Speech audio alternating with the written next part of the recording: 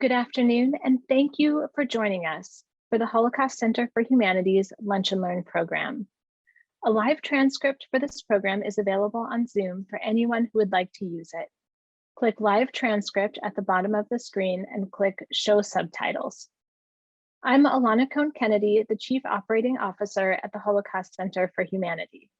I want to thank our 2021 Lunch and Learn series sponsors who helped to make these programs possible: the Tacoma Jewish Community Fund, Home Street Bank, and the Francis Roth and Stanley R. Schill Foundation.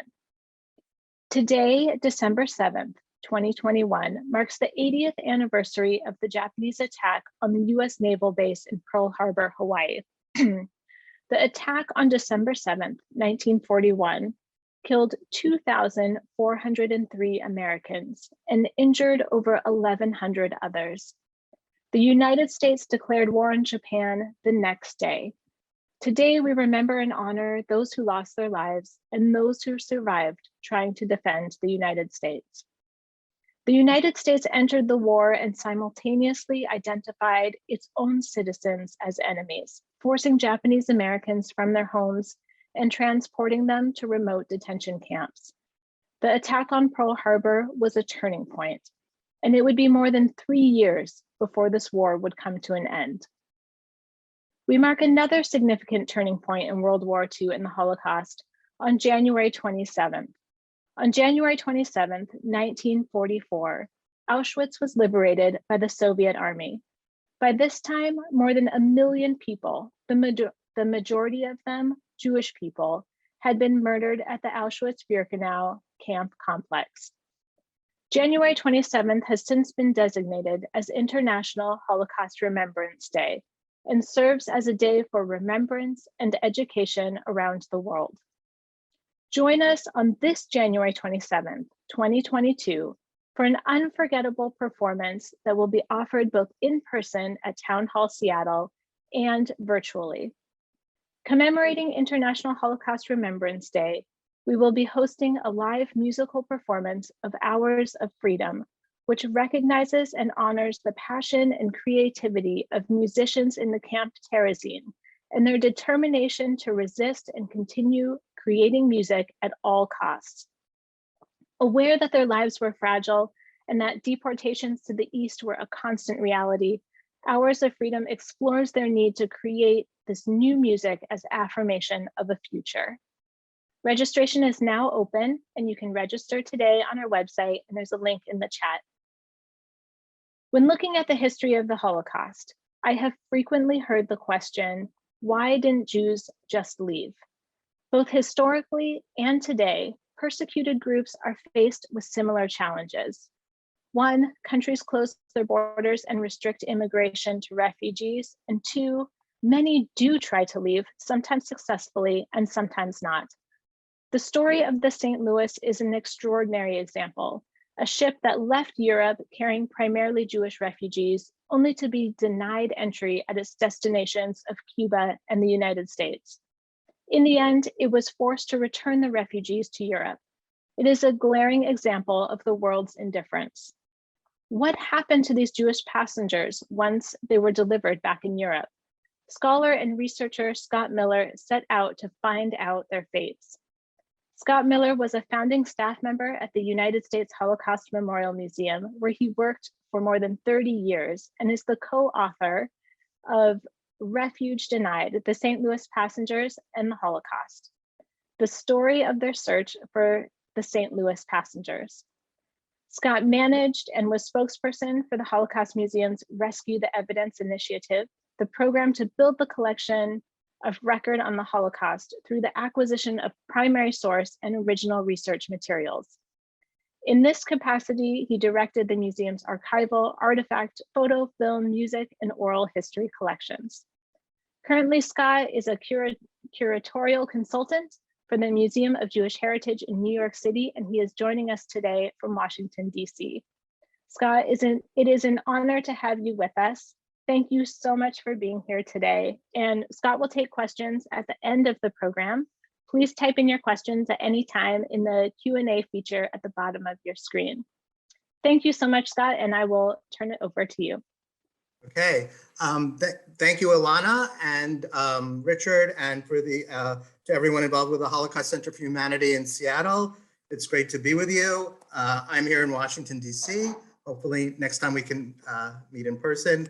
But I'm here today to talk about a mystery that hovered over America for nearly 60 years. And that is whatever became of the passengers who sailed on the ill-fated voyage of the refugee ship to St. Louis. In late May, early June 1939, a ship carrying over 900 Jewish refugees fleeing Nazi Germany for their lives, it's already after Kristallnacht, was denied entry first into Cuba and then denied entry into the United States after sailing so close to the shores of Miami Beach, so tantalizingly close that the passengers could see the hotels and the lights and the beach. The ship was sent away to Europe. And that's a relatively famous story. And but the story I'm really going to talk about is the unfinished business that we had with this story. Whatever became of the passengers, one by one on the ship. This is something that nobody really ever knew. Many historians had said, we will never know what happened to the passengers who sailed on the St. Louis. We wanted to find out what became of the passengers, to be able to tell individual stories, to show that there are consequences, individual consequences. And in the case of the St. Louis, where there were 937 passengers, there were 937 consequences to the ship being sent back to Europe. We wanted to show by telling individual stories that inaction in the face of persecution amounts to a degree of complicity with that persecution. We also wanted to tell the story of the individuals who sailed on the St. Louis because it's part of American history as well. When you think about it, the St. Louis is the place where Holocaust history and American history intersect. So it is an important story in American history. And the other reason we wanted to find out what became of the passengers was simply the challenge, the thrill of the chase. Could we find out what happened to all 937 passengers? So now I'm going to go back in time a little and retell the story of the St. Louis, which I think some of you know. I'll retell it and then talk about the search for the passengers. So the St. Louis set sail from Hamburg, Germany on May 13th, 1939. Here's a photo of passengers getting on the ship. As you can see, it's part of the Hamburg America line. The St. Louis itself was a cruise ship. And most of the passengers were German Jews. There were a few Eastern European Jews. There was one actually a passenger Jewish who was born in Ankara, Turkey, but it was overwhelmed. It was mostly a German Jewish saga. And most of the passengers really had two pieces of paper with them on the St. Louis. One was what was called a waiting number to get into the United States. As I'm sure many of you know, there were very strict immigration quotas at the time to get into the United States. So you had to get a waiting number. And because you had to get a waiting number, Jews at this point from Germany were willing to go virtually anywhere in the world to get out of Germany. Many Jews ended up in Shanghai, Australia, South America. But the ship, the St. Louis, was going to Havana, Cuba, which was so close to the United States. So many German Jews, a total of around 6,000, almost 6,000 German Jews, decided at various points in the 1930s to take refuge in Havana. And the passengers on the St. Louis had a landing permit to enable them to stay in Cuba indefinitely, sort of as tourists. They would stay in Havana until their waiting number to get into the United States came up. And because Havana is so close to the United States, these passengers were considered really the envy of so many Jews in Germany, that they could wait so close to America for their really magic number to come up. And it was very bittersweet for the passengers to leave Germany. It was sweet because they were finally getting out, but it was bitter because for most of the passengers, Germany was their home. for generations and generations. And they were being forced to leave. And I'm just going to show you some, Richard, if you can see the next slide, thank you. I'd like to show you just a little bit about life on the ship. First of all, there were many children on board the St. Louis, and for kids, they were having the time of their life. You have to remember that in Nazi Germany, Jewish children were no longer in public schools. Jewish children could not play in playgrounds with non-Jewish children. And here, the kids had the run of the ship. And if you see the boys, the second boy from the left with the big smile, his name is Herb Carliner. And Herb said when he saw Miami Beach from the St. Louis, it looked so beautiful that he knew that if he were gonna have a chance to go back to America, he would live in Miami Beach. And Herb did survive the war, and he did settle in Miami Beach, and he just passed away about 2 months ago. And all these stories are really pretty incredible. But I just want to also point out the girls in the back row. I believe it's the girl, the very left, sort of with like the plaid shirt. Her name today is Leah Caden. But in 1939 on board the St. Louis, her name was Leah Matulski. And she was on the ship with 2 brothers and her mom. And one of her brothers' name is Arno Matulski. And if that's familiar to a lot of you in Seattle, that's for a very good reason, because Arno settled in Seattle and he just died maybe 2 years ago, not even, or 3 years ago at the age of 94. He was also a world famous geneticist. And I am going to tell his story in a little bit, but I just wanted to point that out now that that's a picture of his sister. So the children had a great time on board the ship. And if we could go to the next slide, you also see that the adults also had a great time on board the ship. There were parties. And I have to point out that the captain of the ship, whose name is Gustav Schroeder, informed his staff, many of whom were members of the Nazi Party, that these passengers are Germans and they paid for their tickets like any other German, and they're to be treated like any other German, which is an astounding and daring thing to say in 1939. Captain Schroeder really did all he could to ensure the comfort of the passengers. And if we go to the next slide, you could also see there was, a lot of skateboarding and games for both adults and children on board the St. Louis. Not all was happy on board the St. Louis. There was one passenger whose name was Moritz Weiler, who died on board the ship of a heart attack. And he was a professor at the University of Cologne and was let go because Jews could no longer be professors. And he died on board, and he was buried at sea. The reason he was buried at sea was because they thought if there was a corpse on board, it would jeopardize the ship's ability to land and let the passengers disembark.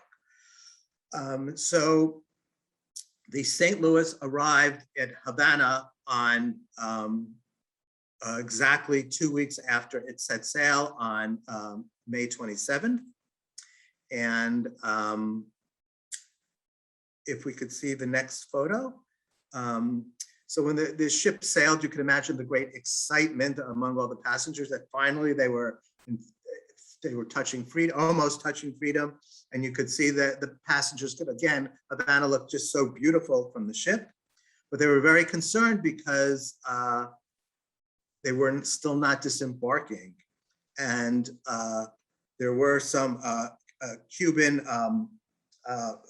police that came out in boats. The photo in front of you now is actually not police. I'll get to that photo in a second, but Cuban police came out in small boats at the St. Louis, and they kept saying that they'd be able to disembark mañana. They kept saying mañana.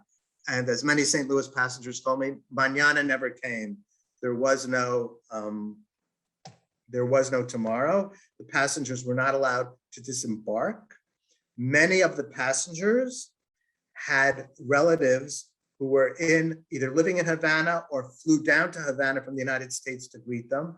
Their relatives rented these little motorboats like what you see in front of you, and were able to sail out to meet the passengers. to greet them and to wave to them, but not board the St. Louis, but just get near the St. Louis and wave to them. And in fact, the father of Arno Motulsky, Arno who settled in Seattle, Arno's father immigrated before the rest of the family, and he was in one of these motorboats as well to wave to Arno. As I said, the passengers were not allowed to board the ship, were not allowed to board the St. Louis. And if you look at the next slide, those are passengers on board the St. Louis looking out at their relatives in those little boats. And for many of them, this would be the last time they would ever see their family members. To this day, we don't know the exact reason why the St. Louis was denied entry into Cuba. Cuba had a relatively generous refugee policy. It was a very small island. There were over 6,000 Jewish refugees in Cuba in 1939, and this small island with only 4.5 million people.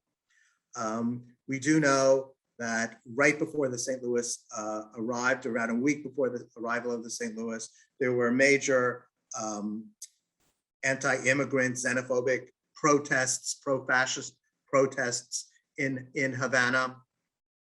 We also know that there was a corrupt Cuban consular official named Benitez in Germany who was selling those landing permits, enabling the Jews of the passengers to take refuge in Havana, in Cuba. The Cuban consular official who was selling them for exorbitant prices and was pocketing a lot of the money for himself. So many historians think that the St. Louis passengers unfortunately fell prey to this infighting in the Cuban government. The Cuban government was not honoring these landing permits as a way of getting back at Mr. Benitez. I was in Havana in 2000 doing research. I was at the Cuban National Archives, and for some reason, the file on the St. Louis was missing. That's what we were told. There was no information in the archive as to why the ship was denied entry, but the ship was denied entry except for 22 Jewish passengers who were able to disembark, because back in Germany, these were maybe people a means, but for some reason they wanted more than these landing permits and actually purchased for $500 a person actual Cuban visas, not just landing permits, but visas, enabling them to stay. So the 22 passengers with visas were able to disembark. Meanwhile, the Joint Distribution Committee, the American Jewish Joint Distribution Committee in New York sends a representative, Lawrence Berenson, down to Cuba to try to negotiate with the Cuban government to let in the passengers. The Cubans are demanding $500 a head, which will enable them, which will allow them to bring in the passengers. The negotiations fall apart. The St. Louis has to sail away from Cuban waters, and as you can imagine, mass panic breaks out on the ship. But Captain Schroeder decides to sail to Miami Beach, believing that America, the country of the Statue of Liberty, would let in these passengers, not only because it was the country of the Statue of Liberty, but more importantly for a technical reason, that most of the passengers, around 750 of the passengers, had actual waiting numbers to get into the United States, which means they were America bound early. It was just a matter of letting them in early. These weren't even what we call today boat people.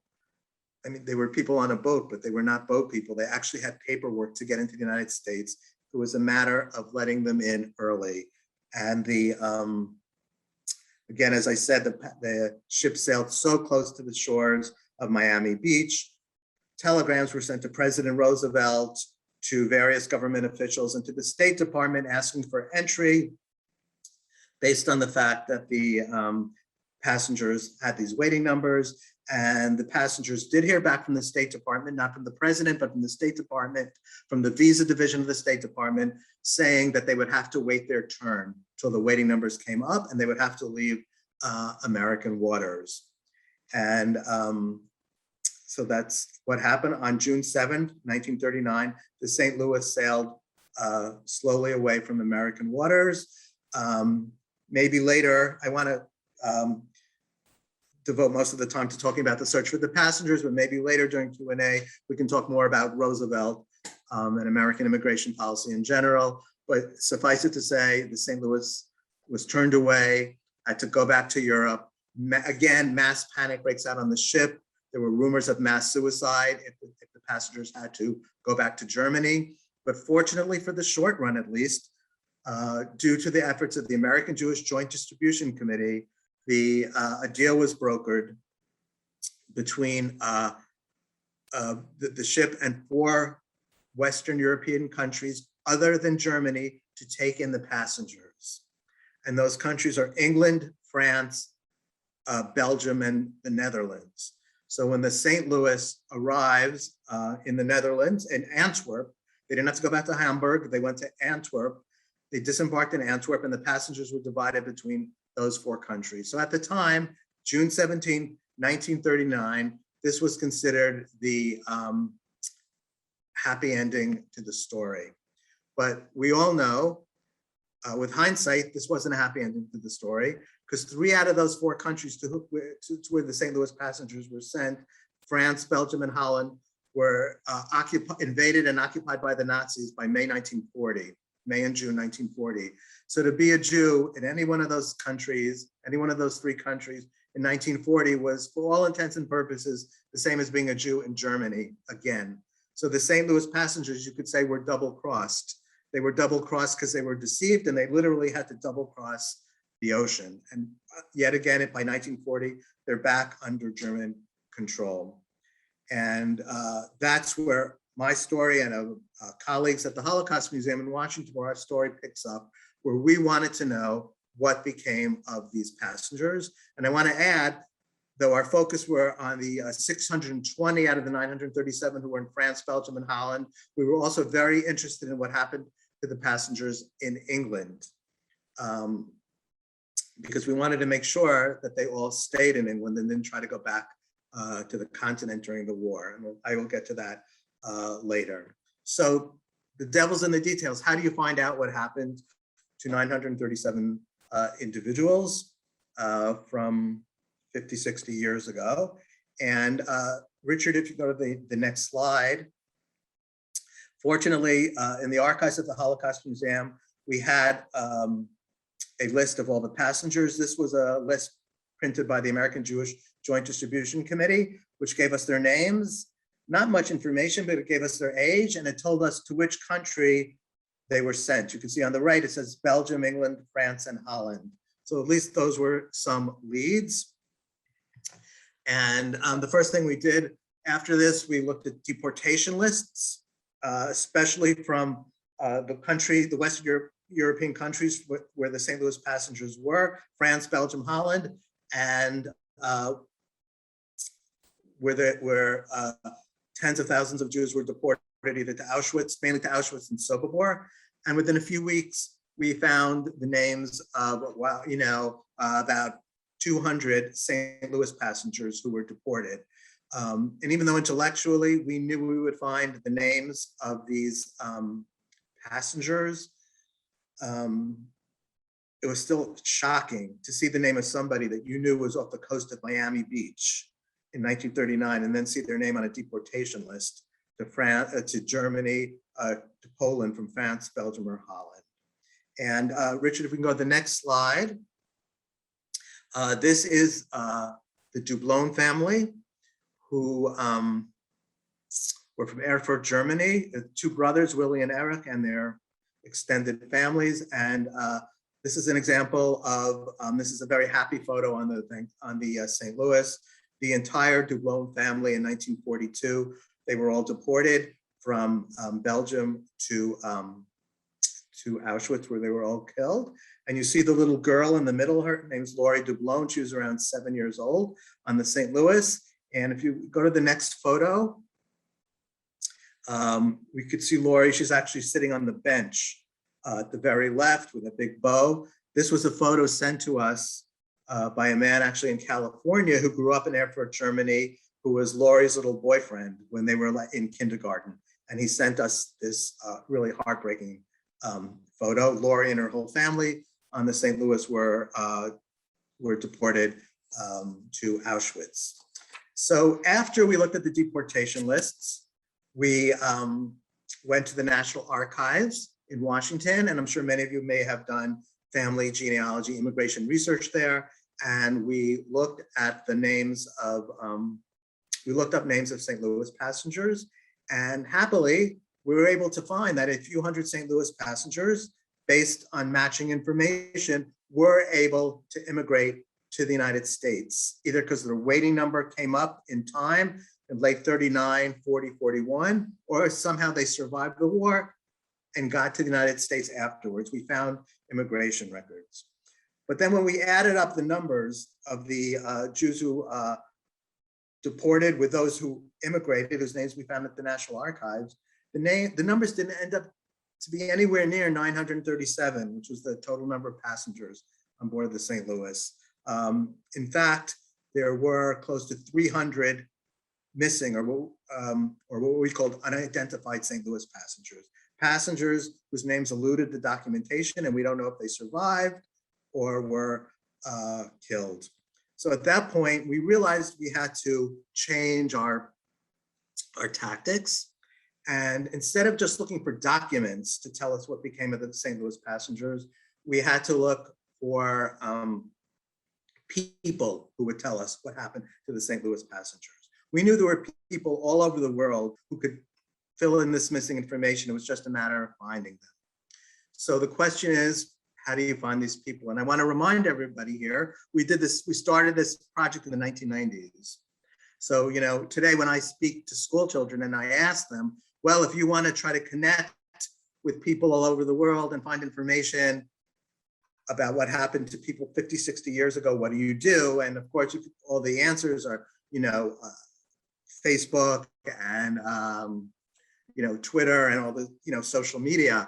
And I have to remind the students who were not born in the 1990s that none of this existed, and this isn't that long ago. So what we did to find as many people as possible, we did it the old-fashioned way. We went to what I call real media, which was newspapers and radio and also television. Because after the war, after the Holocaust, that's actually what Holocaust survivors did to search for missing relatives. They put ads in newspapers, they were on the radio in search of. And we did the same thing 50 years later in the 1990s, of course, not knowing whether, you know, knowing time is not on our side. Because even if somebody survived the war to tell us what happened, they might not be alive 50 years later. And we decided to put ads in newspapers. And I have to confess, I was a little dubious about all this. I didn't think it would work. And the very first newspaper where we published our ads was in a small German language newspaper published in Tel Aviv. Remember, this is primarily a German Jewish saga. The name of the newspaper is Israel Nachrichten, the Israel News or the Jewish News. And we had an ad that appeared in German, Hebrew, and in English saying the Holocaust Museum is in search of the following missing passengers from the St. Louis. We listed the passengers by name. If anyone has information, please contact Scott Miller, and it gave my phone address, phone, fax, and email. And again, I have to stress I was very dubious and doubtful this would work. I get to work on the day, I get to my office the day that this ad was published and in Israel Nachrichten. And among the names that were on this list of in Israel Nachrichten of missing St. Louis passengers was a family of three. There was a father named Manfred Fink, mother Herta Fink, and they had a 5-year-old little boy named Michael Fink. And we always wondered, there weren't that many children on board the St. Louis. Little children that were as young as 5. We always wondered what happened to little Michael Fink. Anyway, I get to work the day the Israel Nachrichten ad is published, and I going through a bunch of emails, and all of a sudden I see an ad that comes, an email that comes from Israel, and it says the following. It says, "Dear Mr. Miller, my name today is Michael Barak, but in 1939 on board the St. Louis, my name was Michael Fink. I was 5 years old. I think you're looking for me." So I just remember thinking, my first thought was, this works. This actually works. Not only did we find somebody who had information about a St. Louis passenger. It was the actual passenger. And Michael lives in Ramat HaSharon in Israel, a suburb of Tel Aviv, and I called him immediately. And he said to me, I was expecting your call. And the first thing he says to me is, I want to tell you something. I hold the United States government responsible for the death of my father. My father did not make it alive out of Europe. Myself and my mother survived. My father died on a cattle car. Literally, he was sick as he was being put on a cattle car from the Theresienstadt ghetto to Auschwitz. And he said to me, how did that happen, Mr. Miller? My father was off the coast of Miami Beach. How did he die like that? And it's an answer to which there is, of course, a question to which, of course, there's no answer. But so Michael Fink told us the following, that they were among the passengers who were in Holland during the war. They were sent to Holland. From Holland, they were deported to Theresienstadt in Czechoslovakia, and that's where his father died, being put on a cattle car to Auschwitz. He and his mother survived the war, but his mother first sent him, and then she joined him clandestinely to Palestine. You know, there was a British blockade on immigration to Palestine. So everything was done, of course, you know, secret, clandestinely. So there was no immigration record. If something is clandestine, by definition, there's no written record. He said, and then when he got to Israel, his name was changed. It was Hebraicized from Fink to Barak. So he said to me, you were looking for the right person, but the wrong name. Michael Fink hasn't existed since 1948. And, but he and his mother did survive, but sadly, his mother died 6 months before Michael and I found each other via this ad in Israel Nachrichten. And she, of course, he was a child. She was the one who had all the memories. But if we can go to the next slide, that's little Michael Fink in the middle. He sent us that. He sent the Holocaust Museum Photo Archive that photo. That's him with his parents in the Westerbork camp in Holland. You can see that they dressed up for this photo. And that's really one of his last memories of his father. And Michael there, you see in the middle, just died about 2 years ago. But very important, his story, you know, brought up the whole issue of name changes. We might be looking for the wrong name, they were just name changes. And that was a theme that would play itself out in our search for the passengers. One more quick name search story. We were on NPR in around 2001, and we told our story of our search for the St. Louis passengers. And we were told to just tell the story of one passenger we were looking for. We told the story of a passenger named Rudolf Dingfelder, who was 16 years old when he was on the St. Louis. He sailed with his parents, Leopold and Johanna Dingfelder. And like the Fink family, they were sent back to Europe, to Holland, to Westerbork. But from there, according to our records, the whole family was sent to Auschwitz. But we found a record in the archive that Rudy, 16-year-old Rudy, was not sent to the gas chambers because he was chosen for forced labor. So we thought that maybe he survived the war. There was a chance that he survived in forced labor. As we're telling the story in NPR, there's somebody in El Paso, Texas, is driving to work in his car, listening to our story. He calls and says, I don't know if I can help you, but my wife, I should just add that Rudy Dingfelder, this is important, the Rudy Dingfelder's forced labor document at Auschwitz said he was a toolmaker. So the person in El Paso, Texas calls us and says, you know, my wife always talked about a relative of hers who survived in Auschwitz as a toolmaker. That's all I know. And we thought that wasn't, you know, overly helpful. But a few days later, the wife calls us and said, look, I had a relative who died years ago who was on the St. Louis. He survived as a toolmaker in Auschwitz, but his name wasn't Rudy Dingfelder. His name was Robert Felder. Maybe it was the same person. It's similar enough. I don't know. He's no longer alive, but his wife, Geraldine Felder in Detroit, is alive. Why don't you call her? She gave me Geraldine's number, and I called Mrs. Felder, and I asked her, was your husband Robert Felder? And she said, yes. I said, was he also Rudy Dingfelder, who was sailed on the St. Louis? And she said, yes, that was my husband. And again, another story, sort of the right person at the right time listening to our presentation. But more importantly, I said to Mrs. Felder, did Rudy, or Robert as she called him, ever tell you how he survived, in the circumstances of his survival at Auschwitz? And she told us Rudy's story. And again, this is something that's why it's so important for people to tell their stories. This is information you'd never find on a document. She said that Rudy always said when he and his family got to Auschwitz and they were pulled off the train by camp guards, Rudy was wearing glasses and his glasses went flying because he was flung off the train. And he thought for sure he would be sent to the line to be gassed because he had very poor eyesight and he couldn't really see where he was going and he was sort of flailing around. But in fact, because he was a 16-year-old teenager, he was sent to the line for forced labor, in other words, the survival line.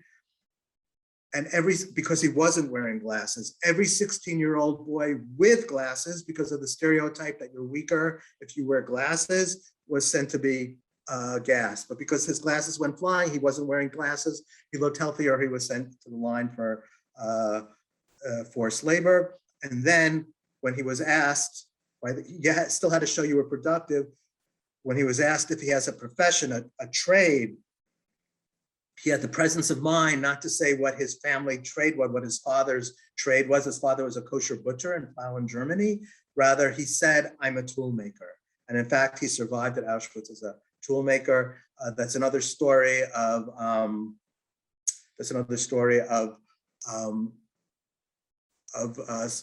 like with Michael Fink, of a story where there were survivors and victims within the same story. But I want to show you the next slide,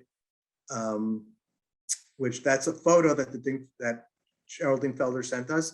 That's Rudy Dingfelder and his parents boarding the St. Louis. I think he looks a lot older than 16 there, but I think that's the way people dress then. But you could see his wearing his glasses. And we can go quickly to the next slide, which just looks like perhaps a napkin, but it's a little bit more than a napkin. It's a napkin that tells a very important story. When the Dingfelder family disembarked on the St. Louis and Antwerp, when the ship was sent back, and the passengers were being divided between the four countries, Rudy's father, Leopold, really wanted to be sent to England, not because he knew England would be safer, which it was, but because he had a brother waiting for him in England. And Rudy's father didn't know English. He didn't even have a piece of paper, but he wrote in German on this napkin. And you could see it says the top line, Leopold Dingfelder. And he writes, you can sort of follow along, I'd like to go to England because my brother, Carl J. Felder from Cleveland, Ohio, is in England waiting for us. Can we please go to England? Sadly, his plea wasn't, the immigration officials in Antwerp did not listen to his plea and he was sent to Antwerp. But this is a very, very important napkin and document that tells the story of human agency, of at least trying to take your own destiny into your own hands. Now, among the many people who contacted us when we put ads in newspapers was someone named Arno Matulski in Seattle. And he saw an ad about our search for the passengers, and he told us his story. Arno was on the St. Louis with with a brother, sister, and his mother. His father had gone to Cuba the previous summer. His father was arrested and virtually kicked out of Germany and got on a ship to Cuba in October 1938, which is why the Matulskis were so happy to be going on the St. Louis to Cuba to be reunited with their father. That was not to happen. So of course, the Matulskis ended up in Belgium. Arno got separated from his family. He was sent to France. And in France, he was in several internment camps in terrible, terrible conditions. He was fortunate to be able, and after a lot of work with the local American consulate in Marseille in France, make his way with a lot of difficulty into Portugal, then into Spain, and was able to sail to the United States, I believe in 1941. His family, his two siblings and mother, meanwhile, were able to take refuge in Switzerland from 42 to the end of the war. And then in 1945, the family reunited in Chicago. So that's a relatively happy ending to this story. They were reunited, of course, with their father.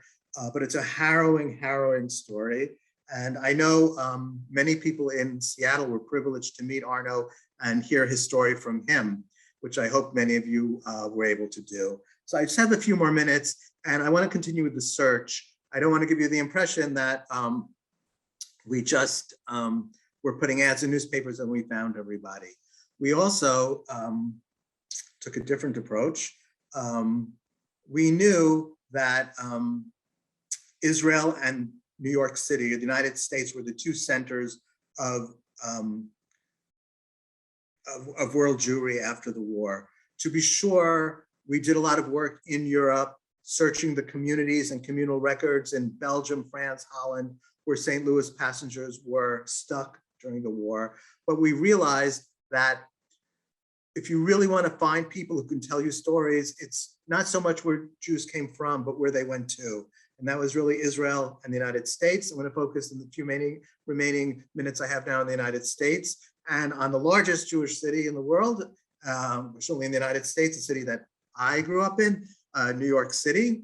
And I went to the New York City Public Library and I looked at old telephone books from the 1940s, 50s, and 60s and something else. When I speak to children about this, my search, I have to explain what telephone books are.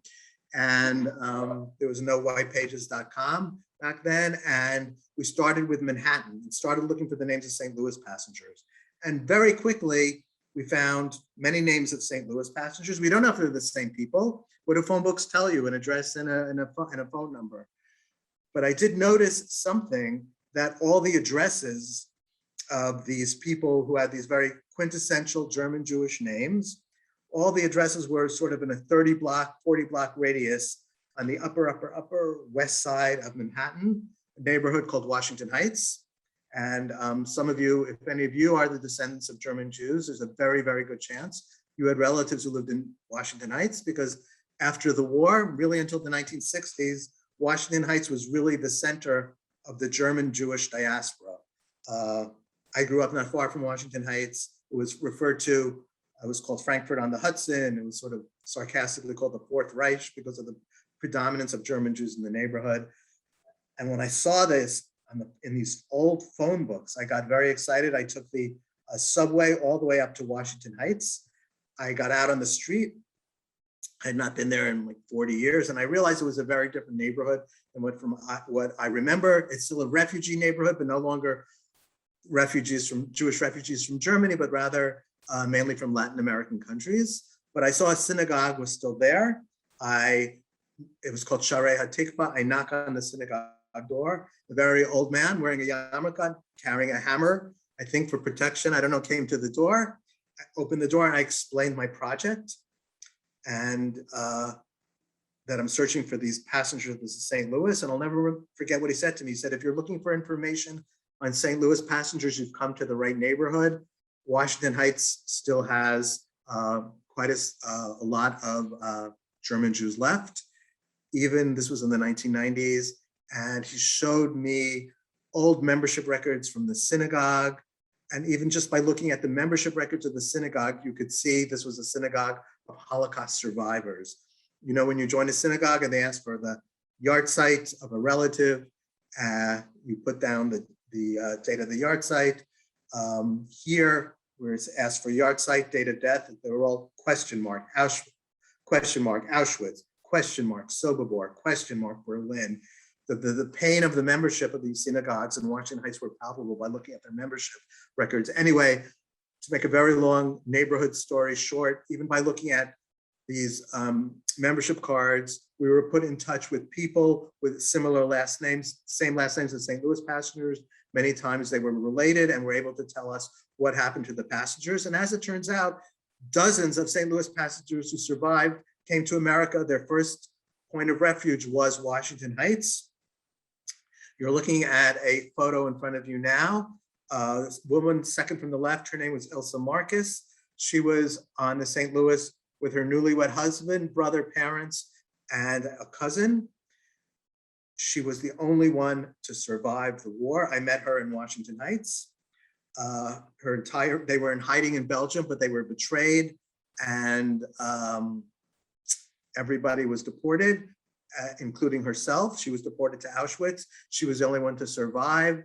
I asked her how she survived. She was a very spunky woman, and she said she worked in a German munitions factory, and she made, that's how she survived, but she said she booby trapped the hand grenades to go off on contacts. So anyway, she survived the war. She never remarried. She was married just a few weeks before the St. Louis. She joked and called it her honeymoon cruise. And these were very typical of stories I heard from people in Washington Heights who were on the St. Louis. If we could move next photo, I'll just show like 3 more photos quickly. I was speaking in San Francisco at the San Francisco Public Library and about the St. Louis, and a very elderly man named Ernst Weil comes up to me and says, I was on the St. Louis. He gives me this photo, and that's the photo of that cool looking guy in the shades. That's Ernst. I wouldn't have recognized him many years later. And Ernst asked me, do I know what became of his best friend, Horst Radholz? Horst was on the St. Louis. Horst and Ernst ended up in a children's home in France in hiding. Unfortunately, the Nazis raided the home and all the children were separated, and Ernst never knew what happened to Horst. He says, everyone knows Horst because in Hanukkah 1942, his parents gave him a harmonica and he never stopped playing the harmonica. So if we go to the next photo, we can see a photo of a group of boys in a French home, a children's home in France. I think you can guess which one is Horst, second from the left with the harmonica. Again, given to Horst in 1942.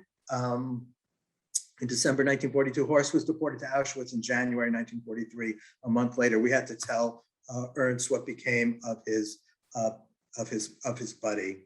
So I have a few more slides, but I'm going to end it here because I want to tell you that after a decade of searching for the fate of all 937 passengers, and I just gave you sort of a sense of the type of work that we did using media, neighborhood outreach, we were able to determine the fate of all 937 passengers on board the ship. And much to the surprise of many, the majority of St. Louis passengers actually survived the war. So why is that? And does that diminish from the tragedy? And it really doesn't diminish from the tragedy. In a certain way, it accentuates the tragedy. Why did the majority survive? Remember earlier I said most of the passengers had waiting numbers to get into the United States, remember? Well, those waiting numbers began to come up in 1930, 40, beginning of 1941.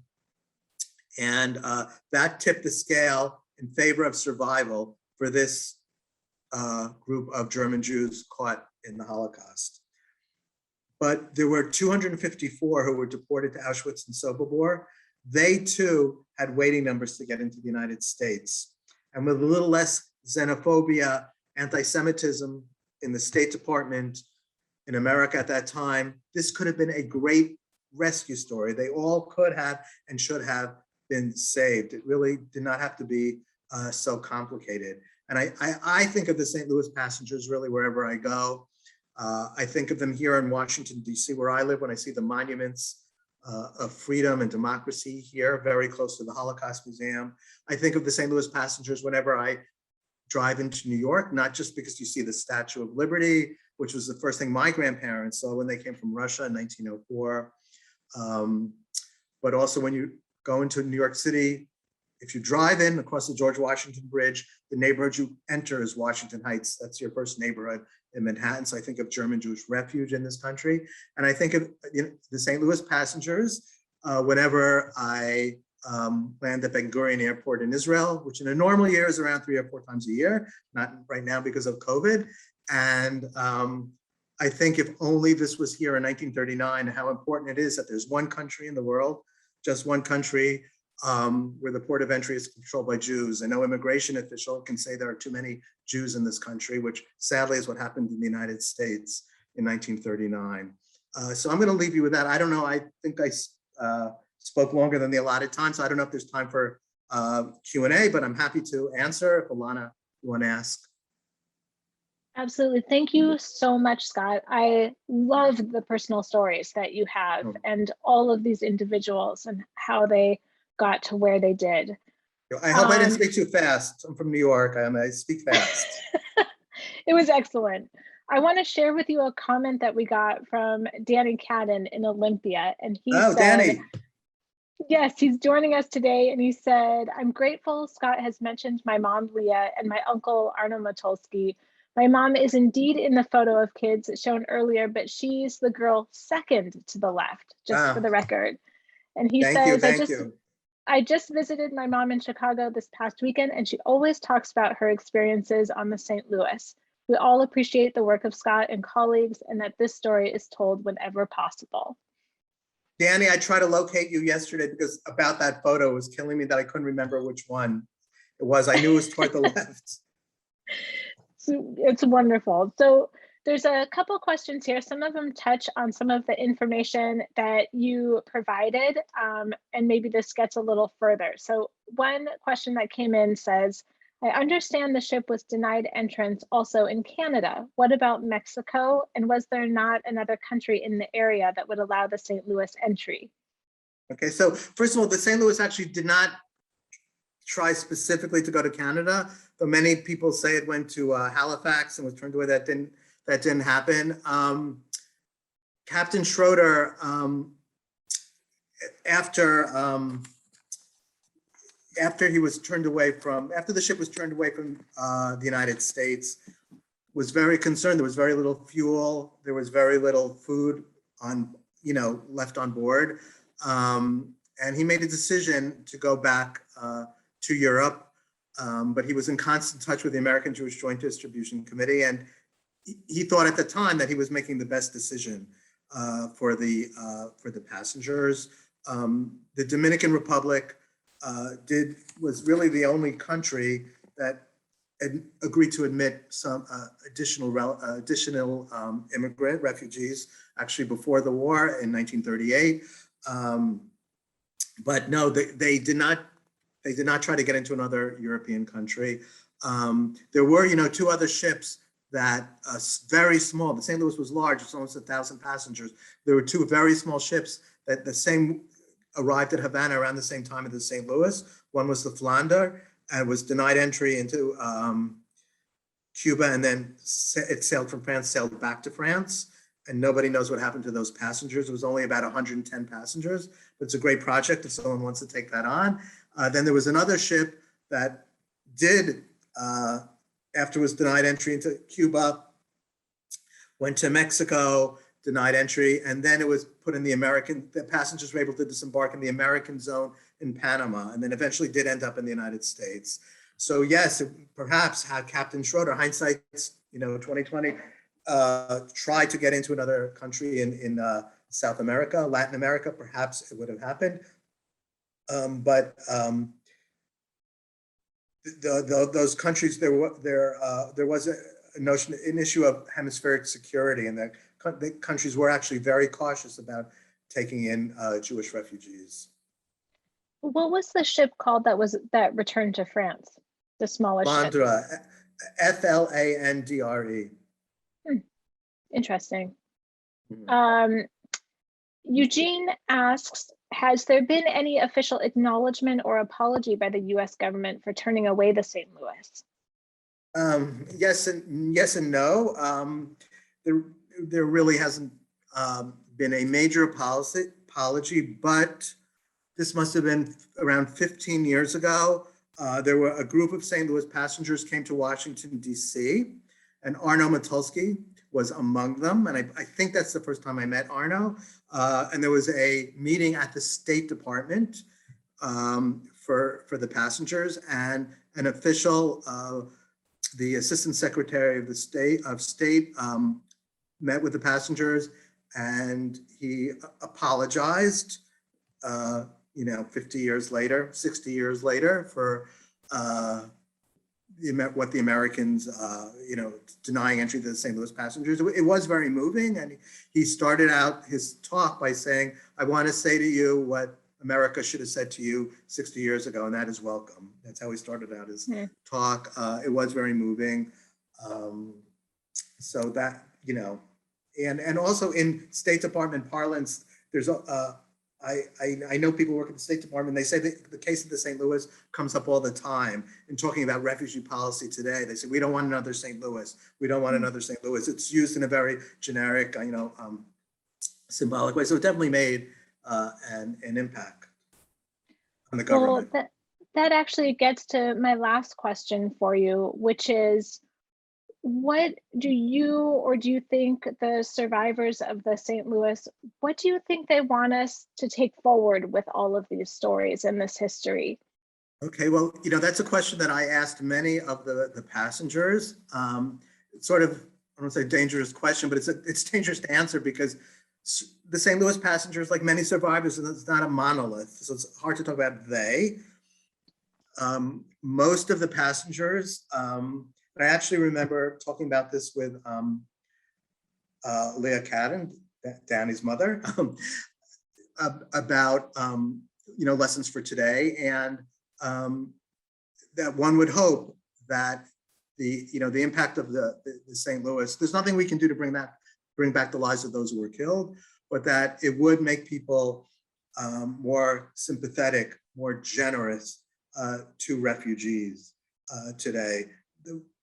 Why does the story of St. Louis seem to never go out of style? Because it's always popular, because sadly it's relevant, because its refugee crisis just never end. It's happening at the southern border of the United States. It's not just about ships overturning in the Mediterranean. It's happening right at our southern border, where people, at least in the last Trump administration, were put in cages. And most of the St. Louis passengers I spoke to were extremely sympathetic to current refugees today.